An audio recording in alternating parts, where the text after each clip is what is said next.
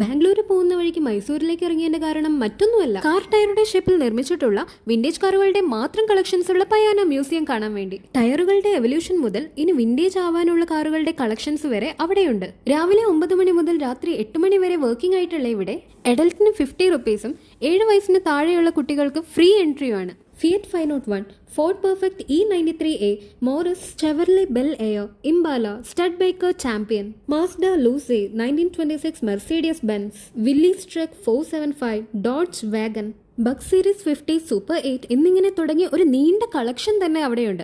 കൂടാതെ മഹാത്മാഗാന്ധിയും മൈസൂർ രാജാവും ഉപയോഗിച്ച കാറുകളും നമുക്ക് അവിടെ കാണാം. മറ്റൊരു കാര്യമാണ് എന്നെ വളരെയധികം അതിശയിപ്പിച്ചത്.